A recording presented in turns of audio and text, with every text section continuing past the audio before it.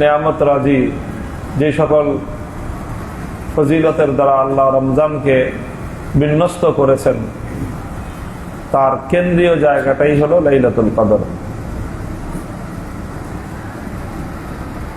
লাইলাতুল কদরটা হলো অনেকটা এমন, যেমন মানুষের গলায় অলংকার হিসেবে একটা হার, গলার হার পরিধান করা হয়, মহিলারা পরে। তো এই হারটা গলায় পরিধান করা হয়, এটা মানুষের সৌন্দর্যের একটা উপলক্ষ হয়, কারণ হয়। তো একটা অলংকার আগাগোড়াই সুন্দর হয়, সুন্দর না হলে তার অলংকার হয় না। শুধু নিজেই সুন্দর হয় তা না, বরং অলংকার মানেই হলো যেটা আরেকজনের সৌন্দর্য বর্ধন করে। অলংকার নিজে যেমন সুন্দর হয়, আবার সে অলংকার যে পরিধান করে তাকেও তার সৌন্দর্য বৃদ্ধি করে দেয়, এর নামই অলংকার। তো সেই অলংকারের মধ্যেও আবার যেটা মানুষ গলায় পরিধান করে, সেটা সব অলংকারের মধ্যে সেরা অলংকার, কারণ এটা হলো সবচেয়ে বেশি ফোকাস হয়। একজন মানুষের দিকে নজর পড়লে সর্বপ্রথম তার চেহারা, তার মুখমণ্ডল এবং তার মুখের মণ্ডলের সাথে তার গলার সাথে তাকে দৃষ্টিগোচর হয়। তো এই যে একটা হার, একটা অলংকার থাকে, এই অলংকারের মধ্যেও লক্ষ্য করে দেখবেন এর মধ্যে একটা কেন্দ্রীয় জায়গা থাকে। একটা হারের মধ্যখানে একটা লকেট থাকে, বাংলা এটাকে লকেট বলা হয়, মোহরা। তো এই যে লকেট যেরকম থাকে, এই লকেটটাকে কেন্দ্র করেই কিন্তু পুরনো হারটার ডিজাইন তৈরি করা হয়। লকেটের মাঝখানে কোনো মূল্যবান পাথর থাকে, হীরা থাকে, অনেক কোনো মূল্যবান কোনো পাথরের মাধ্যমে লকেটটা তৈরি হয়, আর এটাকে কেন্দ্র করেই একটা হারের পুরা ডিজাইন দাঁড়ায়। তো একটা হারের মধ্যখানে একটা লকেটের যেই গুরুত্ব, যেই মর্যাদা, এবং লকেটটাকে কেন্দ্র করে যেরকম পূর্ণ হার, গলার হারের ডিজাইন তৈরি হয়, এবং এই হার যে গলায় পরিধান করবে সেটা তার সৌন্দর্যের কারণ হবে, ঠিক এরকম আল্লাহ পাক রব্বুল আলামিন পূর্ণ রমজানুল মুবারককে ডিজাইন করেছেন মূল যেই লকেটটাকে কেন্দ্র করে, সেটার নামই হলো লাইলাতুল কদর। লাইলাতুল কদরকে কেন্দ্র করে রমজানুল মুবারকের এই সৌন্দর্য, রমজানুল মুবারকের শ্রেষ্ঠত্ব, এর ফজিলত এবং এর বৈশিষ্ট্য আল্লাহর পক্ষ থেকে ডিজাইন করা হয়েছে। এই জন্য আমরা যারা রমজানুল মুবারক আসার পর আলহামদুলিল্লাহ নেক কাজের প্রতি বেশি যত্নশীল হয়েছি, রমজানের ফজিলত হাসিল করার জন্য আমরা সচেষ্ট হয়েছি, আমাদের এই বিষয়টা বোঝা উচিত এবং খেয়াল রাখা উচিত যে আমার রমজানের মূল ফোকাস এবং মূল যে আকর্ষণ, সেটা কিন্তু লাইলাতুল কদরের মধ্যে রয়ে গেছে। কাজে এই লাইলাতুল কদরটা যেন কোনোভাবেই আমাদের হাতছাড়া না হয়, এই ব্যাপারে যেন আমরা গাফলতি না করি, অবহেলা না করি, সেই ব্যাপারে আমাদের সোচ্চার এবং সচেষ্ট থাকা চাই। লাইলাতুল কদর সম্পর্কে কয়েকটা তথ্যই কোরআন এবং হাদিসের মধ্যে পাওয়া যায়। প্রথম তো আমি যেই আয়াত আপনাদের সামনে তেলাওয়াত করলাম, কোরআনে কারীমের মধ্যে একটা সূরাই আছে, সূরাতুল কদর। এই সূরার মধ্যে আল্লাহ পাক রব্বুল আলামিন আগাগোড়া পূর্ণ লাইলাতুল কদরের ফজিলত এবং তার তাৎপর্য নিয়ে আলোচনা করেছেন। ইন্না আনজালনাহু ফি লাইলাতিল কদরি ওয়া মা আদরাকা মা লাইলাতুল কদরি লাইলাতুল কদরি খায়রুম মিন আলফি শাহর। আল্লাহ পাক রব্বুল আলামিন এখানে দুইটা তথ্য দিয়েছেন। এক নম্বরে আল্লাহ বলেন যে আমি এই কোরআন নাজিল করেছি লাইলাতুল কদরে, এবং লাইলাতুল কদরটা কি? এটা হলো খায়রুম মিন আলফি শাহর, 1000 মাসের চেয়েও অনেক অনেক উত্তম। 1000 মাসের চেয়েও অনেক উত্তম, এটা হলো এই লাইলাতুল কদর। তো এ থেকে বোঝা যায় যে লাইলাতুল কদরটা 1000 মাস, অর্থাৎ যদি লাইলাতুল কদরের সময় হিসাব করি আমরা, সময় সাধারণত গড়ে বছর ঘুরতে ঘুরতে বিভিন্ন সময়েই তো রমজান মাস পড়ে, কখনো বড় দিনে পড়ে, কখনো ছোট দিনে পড়ে, ঘুরতে থাকে। তো এভারেজ যদি আমরা ধরে নেই একটা রাতের লেন্থ, একটা রাতের দৈর্ঘ্য হলো 12 ঘন্টা, তাহলে এই 12 ঘন্টা সময়, এটা আল্লাহর কোরআন বলতেছে এটা 1000 মাসের চেয়েও শ্রেষ্ঠ। 1000 বলা হয়েছে কোরআনে কারীমের মধ্যে, খায়রুম মিন আলফি শাহর, 1000 মাস। তো 1000 মাস মানেই তো হলো যে যদি আমরা 1000 মাস ধরি, তো মাসে 30 দিন হিসাব যদি করি, তাহলে এটা 30,000 দিন হয়ে গেল। তো একদিকে একটা রাত, আর এর বিপরীতে 30,000 দিন। এদিকে তো রাত, শুধু রাত, 24 ঘন্টার রাত দিন মিলায় না। লাইলাতুল কদরের যে শ্রেষ্ঠত্ব, এটা হলো 12 ঘন্টার রাতের মধ্যে, আর বিপরীত দিকে হলো 30,000 দিবস এবং রজনী। যদি দিবসগুলোকে আমরা রজনীতে পরিণত করি, তাহলে হয়ে যাচ্ছে কত? 60,000। তো একদিকে 12 ঘন্টার একটা সিঙ্গেল টাইম, আর এর বিপরীতে এরকম 12,000 সময়, এরকম 12 ঘন্টার সময় কতগুলো পাওয়া যাচ্ছে? 60,000। তাহলে সেই হিসাবে এখানে কম্পেয়ার করলে দেখা যাচ্ছে যে লাইলাতুল কদরের প্রতিটি মুহূর্তের মূল্য আল্লাহর কোরআনের ঘোষণা এবং ভাষ্য অনুযায়ী 60,000 গুণের চেয়েও বেশি।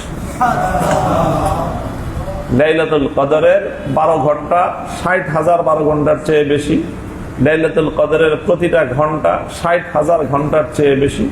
লাইলাতুল কদরের প্রতিটা মিনিট 60,000 মিনিটের চেয়ে বেশি উত্তম। কোরআন তো এতটুকু বলেছে বেশি উত্তম, আর কত বেশি উত্তম সেটা আর নির্ধারণ করা হয় নাই, সেটা আল্লাহ পাক রব্বুল আলামিন নিজের ইলমের মধ্যেই রেখে দিয়েছেন। এই হলো লাইলাতুল কদর সংক্রান্ত পবিত্র কোরআনে কারীমের ঘোষণা।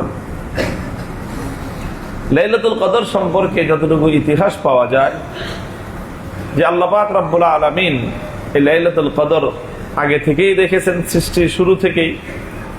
কিন্তু পূর্ববর্তী কোন জাতি এবং কোন উম্মতকে আল্লাহ পাক রব্বুল আলামিন এই লাইলাতুল কদর সংক্রান্ত সঠিক কোন ইনফরমেশন, বিস্তারিত কোন তথ্য মানুষকে জানান নাই।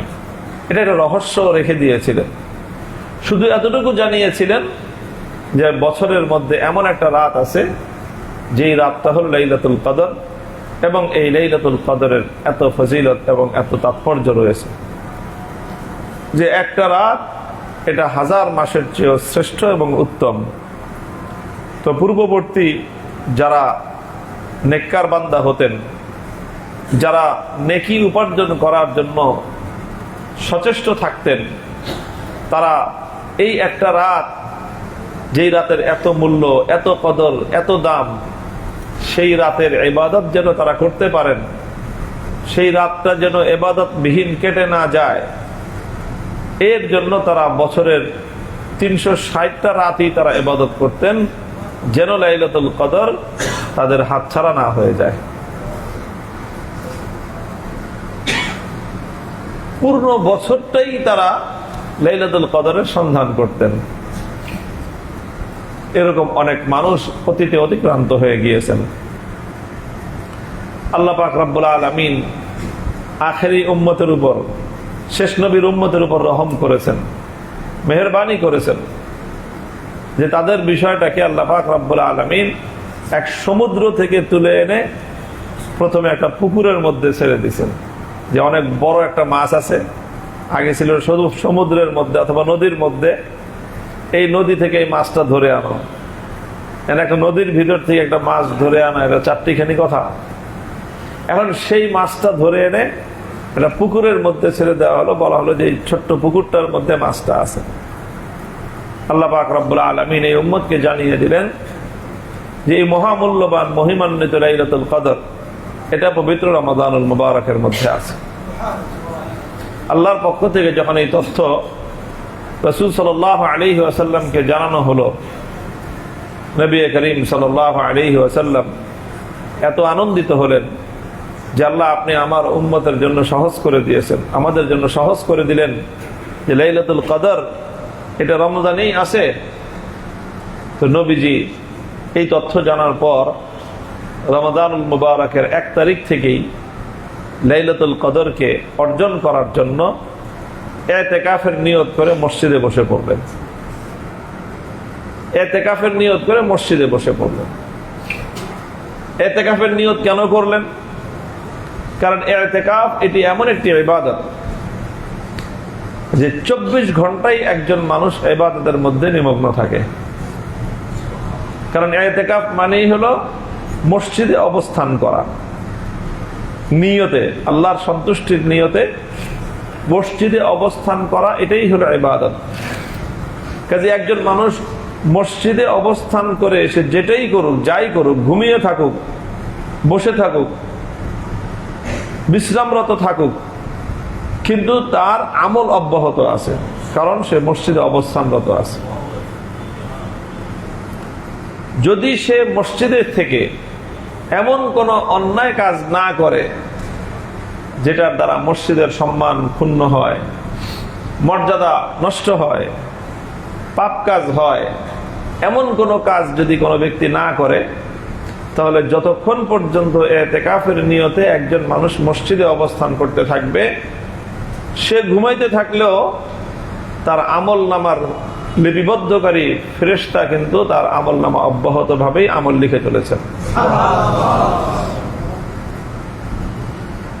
তো রাসূল সাল্লাল্লাহু আলাইহি ওয়াসাল্লাম এই জন্য লাইলাতুল কদরের পূর্ণ সময়টা যেন ইবাদতের মধ্যে কাটে, এই জন্য তিনি ইতিকাফের নিয়ত করলেন। কারণ ইতিকাফ এমন একটা আমল যে 24 ঘন্টার প্রতিটা মোমেন্ট, প্রতিটা মুহূর্তই ইবাদতের মধ্যে অতিক্রান্ত হয়ে যায়। তো নবী করিম সাল্লাল্লাহু আলাইহি ওয়াসাল্লাম এই ইতিকাফের নিয়ত করে মসজিদে বসে পড়লেন। 10 দিন যখন গেল, প্রথম দশক, জিবরিল আলাইহিস সালাতু ওয়াস সালাম নবীজিকে ইনফর্ম করলেন, আল্লাযী তাতলুবু আমামাকা, নবীজি আপনি যেই লাইলাতুল কদরের সন্ধানে ইতিকাফের নিয়ত করেছেন সেটা এখনো যায় নাই, সামনে আছে। রাসূল সাল্লাল্লাহু আলাইহি ওয়াসাল্লাম আরো 10 দিনের এক্সটেনশন করলেন ইতিকাফ। দ্বিতীয় দশক অতিক্রান্ত হওয়ার সময় জিবরিল আমিন এসে ইনফর্ম করলেন, ইয়া রাসূলুল্লাহ, যেই লাইলাতুল কদরের সন্ধানে আপনি ইতিকাফ করছেন সেটা কিন্তু এখনো যায় নাই, সেটা সামনে আছে। তখন নবীজি নিজের ইতিকাফকে এক্সটেনশন করে 3য় দশক পর্যন্ত ইতিকাফ করলেন এবং পূর্ণ 1 মাস ইতিকাফ করলেন একটা রাত লাইলাতুল কদরের সন্ধান করতে গিয়ে। এরপরে চূড়ান্ত ভাবে তো প্রথমে জানানো হলো যে লাইলাতুল কদরটা রমজান মাসে আছে। এরপরে এই প্রক্রিয়ার মাধ্যমে জানানো হলো লাইলাতুল কদরটা শেষ দশকে আছে, শেষ দশকের মধ্যেই লাইলাতুল কদর থাকে। এরপরে আরো কিছু তথ্য আল্লাহর পক্ষ থেকে আল্লাহর নবীজিকে ওহীর মাধ্যমে জানানো হলো যে লাইলাতুল কদর শেষ দশকের মধ্যেও আরো সংক্ষিপ্ত করে আনা হয়েছে যে লাইলাতুল কদর শেষ দশকের বেজর রজনীগুলোর মধ্যে আছে। ফি সাবিআতিন তাবকা ওয়া ফি তাসিআতিন তাবকা ওয়া ফি খামিসাতিন তাবকা, এইরকম ভাবে লাইলাতুল কদর শেষ দশকের যে বেজর রাতগুলো, সেই বেজর রাতগুলোর মধ্যেই আছে। 1 বছর আল্লাহর পক্ষ থেকে নবীজিকে এই তথ্য জানিয়ে দেওয়া হয়েছিল ওহীর মাধ্যমে যে ওই বছর লাইলাতুল কদরটা সুনির্দিষ্ট কোন রাতে, এই বেজর যে 5টা রাত হয় শেষ দশকে, এই 5 রাতের কোন রাতটা লাইলাতুল কদরের, সেটাও আল্লাহর পক্ষ থেকে নবীজিকে নিশ্চিত তথ্য দেওয়া হয়েছিল। নবীজি সেই তথ্য সাহাবীদের কাছে জানানোর জন্য তিনি ঘর থেকে বের হয়েছিলেন। পথিমধ্যে 2 জন ব্যক্তিকে দেখলেন যে তারা ঝগড়া বিবাদ করছে। আল্লাহ নবী তখন তাদের বিবাদ মীমাংসার জন্য, ঝগড়া মিটানোর জন্য তাদের কাছে গেলেন। এই ঝগড়া মিটাইতে মিটাইতে নবীজির মেমোরি থেকে, নবীজির স্মৃতি থেকে আল্লাহ পাক রব্বুল আলামিন সেই লাইলাতুল কদরের সুনির্দিষ্ট সেই রাতের তথ্যটা আল্লাহ ডিলিট করে দিলেন। নবীজির মেমোরি থেকে আল্লাহ সেই তথ্যটাকে ডিলিট করে দিলেন, মুছে ফেললেন। নবী করিম সাল্লাল্লাহু আলাইহি সাল্লাম তখন বললেন যে আমি তো আল্লাহর পক্ষ থেকে জেনেছিলাম যে এবছর লাইলাতুল কদরটা কোন রাতে হবে, কিন্তু আমি সেটা মনে রাখতে পারি নাই। তো হতে পারে আল্লাহ পাক রব্বুল আলামিন এর মধ্যেই আমার উম্মতের জন্য কল্যাণ এবং মঙ্গল নিহিত রেখেছেন। তো যার কারণে আর সুনির্দিষ্টভাবে 21, 23, 25, 27 এবং 29তম যেই রাত, এই 5টি রাতের মধ্যে কোন রাত লাইলাতুল কদর হয় এটা আর সুনির্দিষ্টভাবে জানানো হয়নি, জানা যায়নি। তবে এই 5 রাতের মধ্যেই লাইলাতুল কদর, এটা অনেকটাই নিশ্চিতভাবে বলা যায়। তো এই যে লাইলাতুল কদরের যে 5টি সম্ভাব্য রাত, এবং অধিকাংশ ইসলামিক স্কলার এবং আলেমদের মতামত হলো যে লাইলাতুল কদর এই 5 রাতের মধ্যে এটা ঘূর্ণায়মান থাকে, স্থিতিশীল না। এটা এক এক বছর এক এক রাতে লাইলাতুল কদর হয়। এটা আল্লাহ পাক রব্বুল আলামিন কোন বছর কোন রাতটাকে লাইলাতুল কদর বানাবেন সেটা আল্লাহ পাক রব্বুল আলামিনের ইলমের মধ্যেই রয়েছে। তো এই জন্য যারা লাইলাতুল কদর সন্ধান করতে চায় তাদের জন্য বিষয়টা অনেক বিশাল একটা ক্ষেত্র থেকে আস্তে আস্তে ক্ষুদ্র একটা জায়গায় চলে এসেছে।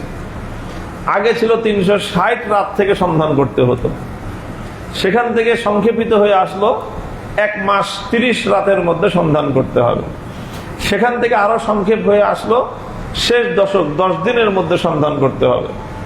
তারপর সেখান থেকে আরো সংক্ষিপ্ত করে 5টা রাতের মধ্যে লাইলাতুল কদরকে যদি কেউ সন্ধান করে এবং 5টা রাত যদি কেউ ইবাদতের মধ্যে অতিক্রম করতে পারে, তাহলে নিশ্চিতভাবেই সেই লাইলাতুল কদরকে ইবাদতের মাধ্যমে উদযাপন করতে পারলো বলে ধরে নেওয়া যায়।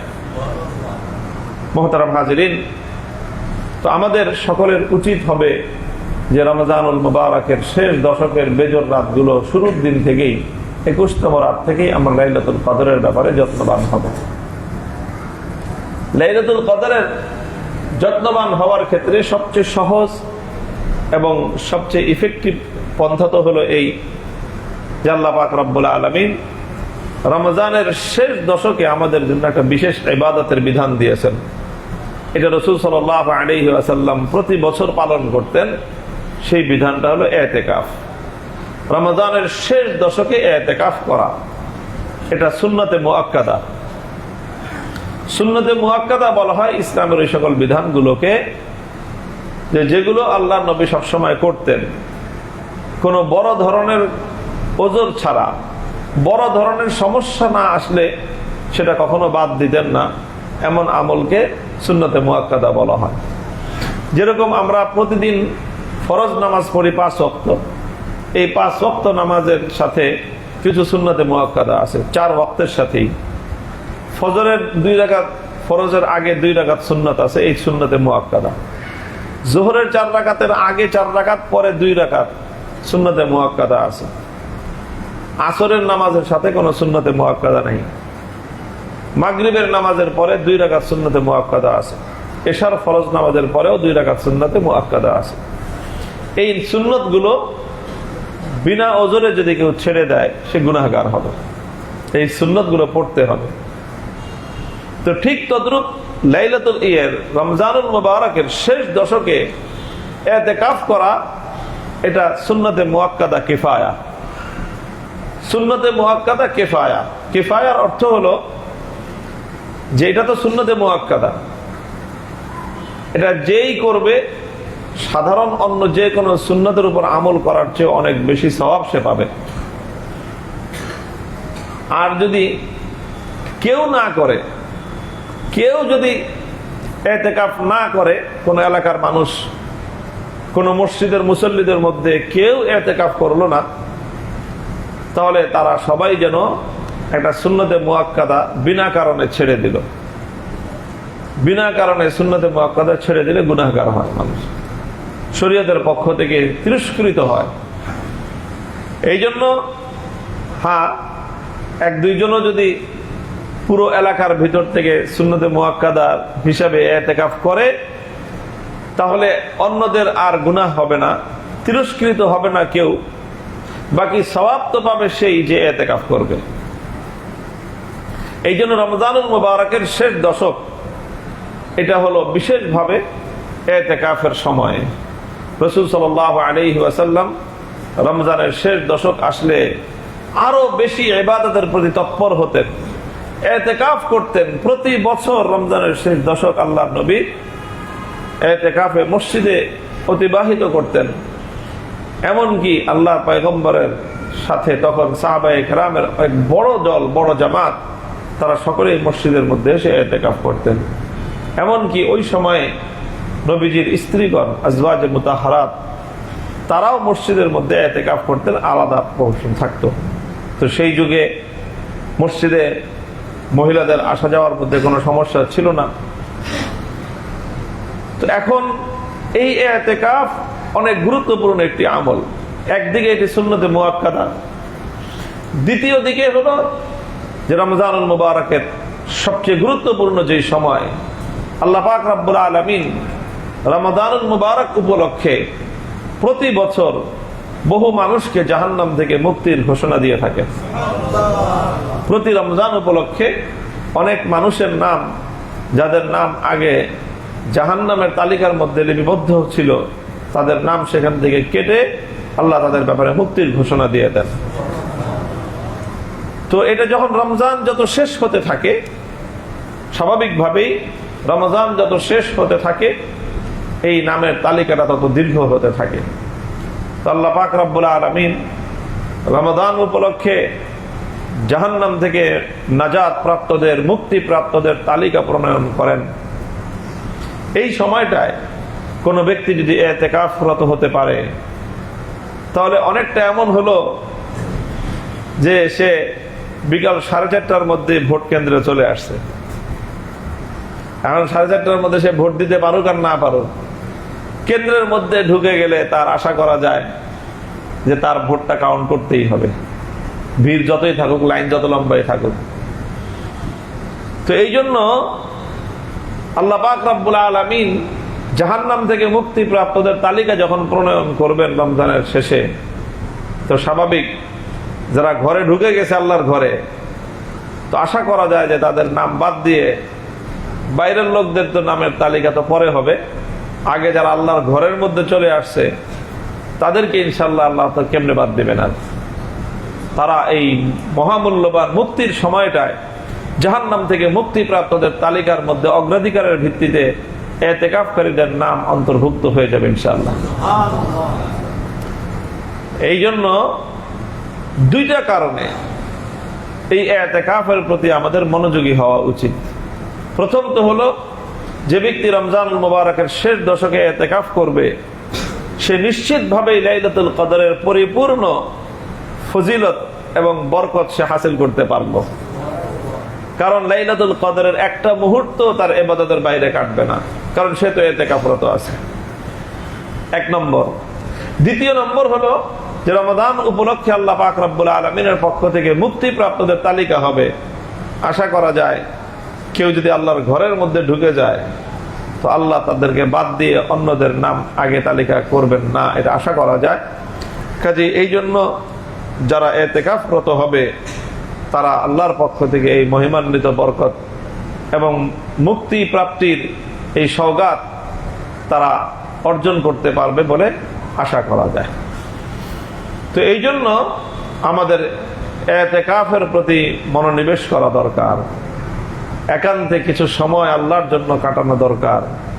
দুনিয়ার যাবতীয় সম্পর্ক ছিন্ন করে এসে আল্লাহর ঘরে শুধু আল্লাহর সাথে সম্পর্ক করার জন্য রমাদানুল মুবারকের 9টা দিন অথবা 10টা দিন, এটাও যদি আমরা দেওয়ার ক্ষেত্রে আমাদেরকে প্রস্তুত করতে না পারি, উৎসাহিত করতে না পারি, তাহলে এটা আমাদের জন্য বড়ই দুর্ভাগ্যের বিষয় হয়ে যাবে। এটা আমাদের জন্য আল্লাহর দিকে অগ্রসর হওয়ার পথে আমরা যে খুব আগ্রহী এটা সাব্যস্ত হবে না। এই জন্য মুহতারাম হাজিরিন, এটা হলো আমার আলোচনার দ্বিতীয় পয়েন্ট, যে ইতিকাফ। রমজানুল মুবারকের শেষ দশকের গুরুত্বপূর্ণ বিধান হলো ইতিকাফ করা, ইতিকাফরত হওয়া। তো প্রত্যেকটা মসজিদেই, যেটা নামাজের মসজিদ, পাঞ্জাগার নামাজের মসজিদ, প্রতিটা মসজিদেই ইতিকাফ করা এলাকার মানুষের জন্য সুন্নতে মুআক্কাদা আলাল কিফায়া। যত বেশি মানুষ ইতিকাফ করবে তত ভালো। কমাস কম প্রত্যেক